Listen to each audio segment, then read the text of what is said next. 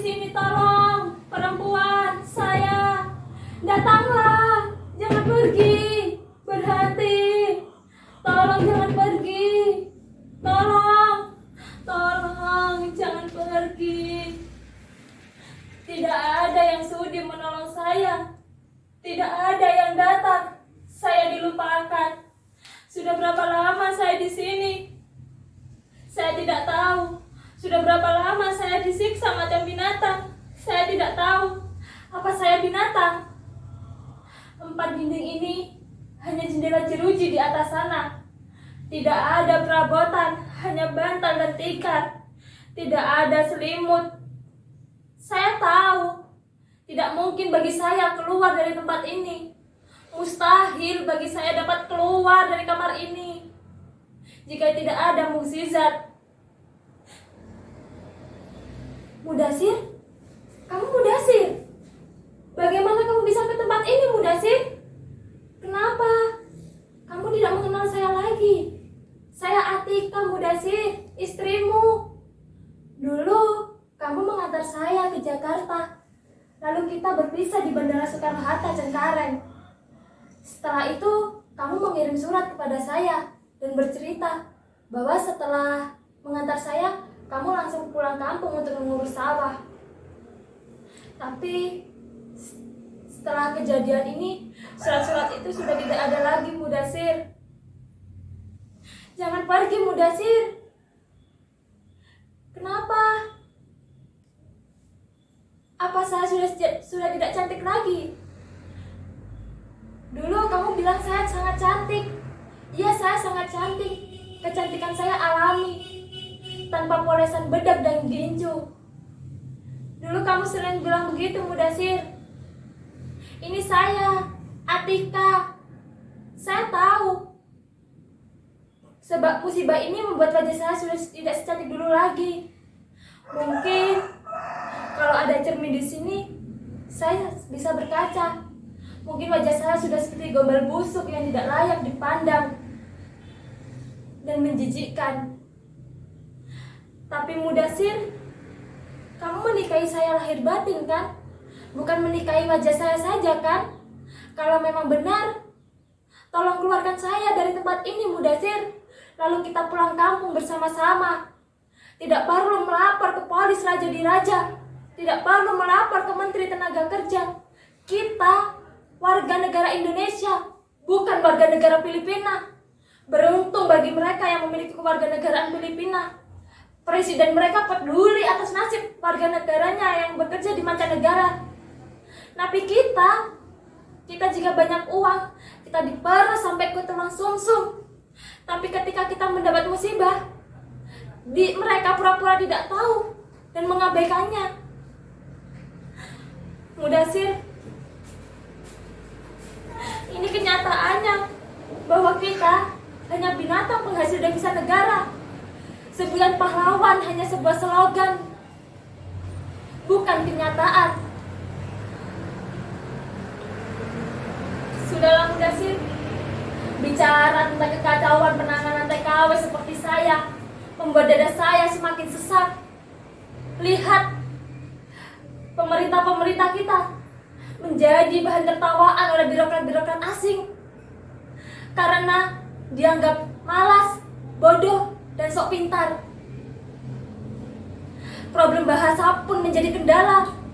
Bagaimana bisa memenangkan suatu perkara jika bahasa yang mereka gunakan seperti bahasa Tarsan? Belum maju pun sudah kalah terlebih dahulu. Kita hanya korban yang dikorbankan. Mudasir, kemarilah mendekat agar kita bisa saling menyentuh. Kenapa kamu tetap berdiri di tempat itu, Mudasir? Di situ tempat saya buang air kecil dan air besar. Di sini tidak ada kamar mandi atau WC. Saya tidak tahu ini dulu kamar siapa dan tempat siapa. Di sini bagaimana saya bisa mengirim surat pada kamu? Di sini tidak ada kertas, ballpoint, amplop atau perangko. Di sini terang kalau siang hari karena matahari, dan malamnya sangat gelap karena tidak ada lampu. Saya tersiksa, Mudasir. tersiksa. Mengapa kamu tidak menolong saya? Lihat bekas-bekas luka di sekujur badan ini. Sebelum dijebloskan ke dalam sini, saya dipukuli secara bertubi-tubi oleh majikan saya. Kepala, dahi, pipi, tangan, paha, kaki. Sekujur ibu saja menjadi bulan-bulanan mereka, Bu Dasir. Saya tidak tahu apa salah saya. Saya berteriak, menangis, bertanya apa salah saya. Namun yang saya dapatkan hanya geraman dan teriakan dan pukulan berkali-kali dan bertubi-tubi, Bu Dasir. Kemudian saya berteriak dan menangis lagi dan bertanya apa salah saya. Lalu mereka berteriak, dasar indun bangsat, pencuri, bajingan, maling, dasar tak tahu diri. Saya bertanya lagi, apa salah saya? Lalu mereka tetap menjawab dengan teriakan, dasar indun bangsat, bajingan, pencuri, maling, dasar tak tahu diri. Saya tidak tahu, Bu Dasir, apa salah saya. Saya tidak pernah mencuri atau mengambil barang milik majikan saya. Saya bukan seperti yang mereka tuduhkan, Bu Dasir. Demi Tuhan, Bu Dasir, saya tidak melakukan hal-hal itu. Tapi sebelum dijebloskan ke tempat ini, saya dipukuli. Setelah itu kepala saya ditutupi oleh menggunakan karung. Kemudian saya diseret, dimasukkan di tempat ini, Bu Dasir. Sebelum mereka pergi, mereka membuka ikatan karung di kepala saya. Lalu saya ditinggalkan sendirian di sini, Bu Dasir. Saya tidak tahu apa yang mereka lakukan. Sudah berapa lama saya di sini? Lihat luka-luka di sekujur badan saya ini. Sudah mulai mengering. Mungkin sudah 1 bulan lebih saya berada di tempat ini, Bu Dasir. Bagaimana saya bisa bertahan jika hanya diberi 1 makan sekali dalam sehari? Minum di termos plastik yang bocor, makan dan minum menggunakan piring yang kotor, Bu Dasir. Bekerja, saya menghasilkan upah karena saya bekerja. Saya bukan pemalas. Saya bangun sebelum subuh, lalu membersihkan rumah, mengepel, menyapu, mencuci piring, mencuci baju, memasak, memelihara taman. Saya lakukan seorang diri, Bu Dasir. Pekerjaan-pekerjaan itu baru selesai pukul 9 malam. Tidak apa, semua saya lakoni dengan gembira dan ikhlas. Karena saya tahu saya hanya seorang pelayan. Saya tidak bisa menuntut macam-macam. Karena saya harus bekerja dengan rajin, pantang mengeluh, Bu Dasir. Tapi saya bertekad, di akhir 5 tahun kontrak saya akan membawa uang ringgit yang banyak agar kita bisa membeli sawah di kampung untuk hidup di masa depan. Namun, di bulan ke-13, suatu malam, majikan lelaki saya datang ke kamar saya. Di dalam rumah tidak ada siapa-siapa, hanya saya dan majikan lelaki saya. Nyonya dan anak-anaknya sedang berlibur di rumah famili yang ada di luar kota. Lalu majikan lelaki saya menutup pintu. Setelah itu duduk di tepi ranjang saya dan menyuruh saya berbaring di sampingnya, Bu Dasir. Tapi saya menggelengkan kepala. Saya tidak mau duduk di samping majikan lelaki saya. Setelah itu dia melotot, tetap menyuruh saya dengan mengisyaratkan tangannya untuk tidur di sampingnya, Bu Dasir. Tapi saya tetap tidak mau dan menolaknya. Lalu majikan lelaki saya berdiri, matanya memerah. Saya takut nanti jika diterkam oleh dia. Namun setelah itu, setelah dia bangkit, dia keluar dari kamar saya dan langkah kakinya sudah mulai menjauh, Bu Dasir. Saya bersyukur tidak terjadi apa-apa pada malam itu. Saya takut jika nanti akan diperkosa oleh majikan lelaki saya, Bu Dasir. Lalu saya mengunci kamar, lalu saya menangis sampai subuh. Mudasir, saya baru sadar. Barangkali itulah satu-satunya kesalahan saya, menolak hajat majikan laki saya. Sehingga saya dipukuli, ditendang secara bertubi-tubi dan bergantian. Namun, pada bulan ke-6 setelah kejadian itu, keadaan masih normal-normal saja. Pada bulan ke-16, majikan laki saya mengeluh karena kehilangan uang. Siapa lagi yang dituduh kalau bukan saya? Pelayan Indon bangsat yang setara dengan anjing. Kemudian pukulan-pukulan sudah mulai saya rasakan, Mudasir. Setelah kejadian itu, pada bulan ke-17, anak lelaki majikan saya dan anak perempuannya mengeluh kehilangan uang. Dan majikan lelaki saya juga mengeluh kehilangan dengan jumlah yang sangat besar, Mudasir.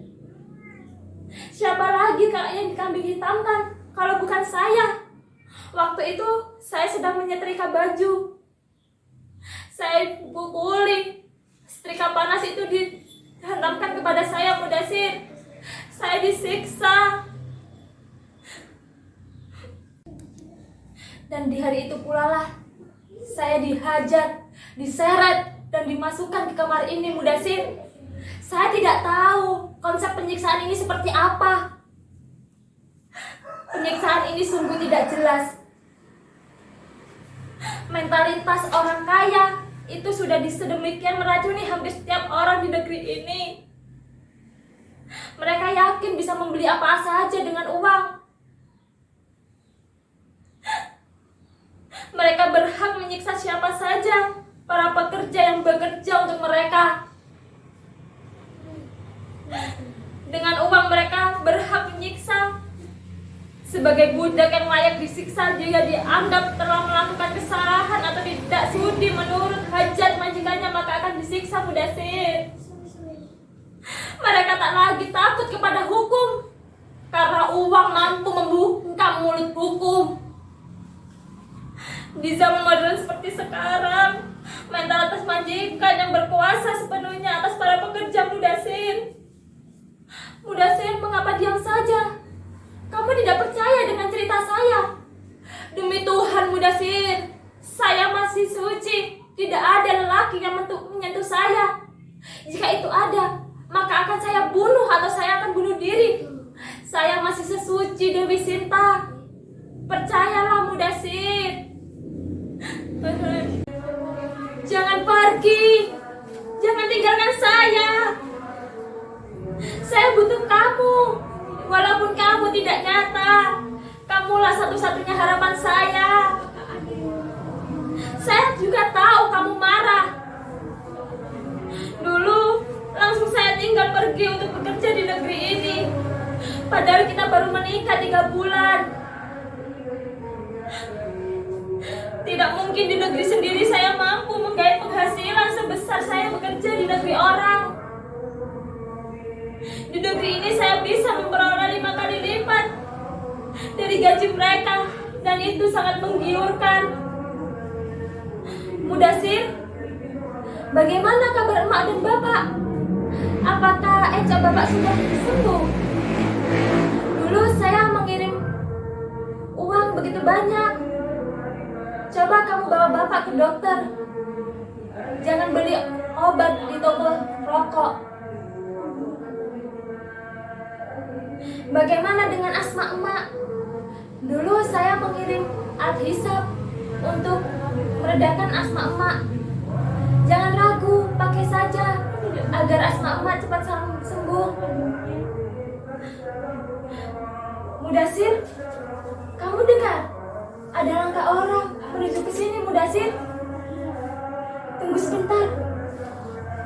Tolong, tolong siapa saja di situ, tolong.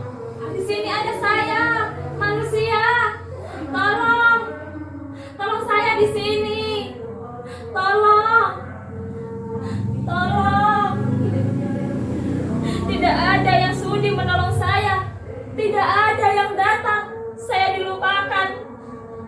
Mudasir, Mudasir, di mana kamu, Mudasir? kamu juga pergi. Semua pergi, saya ditinggalkan sendiri. Mana mungkin saya bisa bertahan. Saya rela mati kalau memang saya harus mati. Tapi saya wajib bercerita sebelum peristiwa yang akan saya alami ini. Saya tidak rela mati tanpa orang tahu. Tapi terus terang, saya lelah untuk meminta tolong. Dan tidak ada orang yang menolong saya.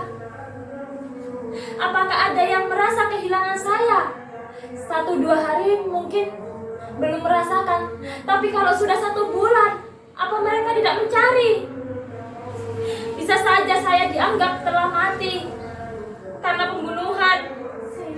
Pembunuhan apa yang saya alami? Bukan pembunuhan tubuh, tapi pembunuhan mental dan pembunuhan politik. Dan kita dipaksa merasa hanya sebagai bangsa pelayan, bangsa pembantu rumah tangga. Tak ada lagi kebanggaan karena kita lebih miskin dari negeri jiran yang kaya raya. Kita berkali-kali dilecehkan tanpa sanggup membela diri. Kita sering diabaikan, jadi bahan tertawaan. Tapi jangan, tolong saya, tolonglah kita semua. Kita di pinggir jurang, bangun, tolong. Tolong jangan jadikan diri kita ongol-ongol.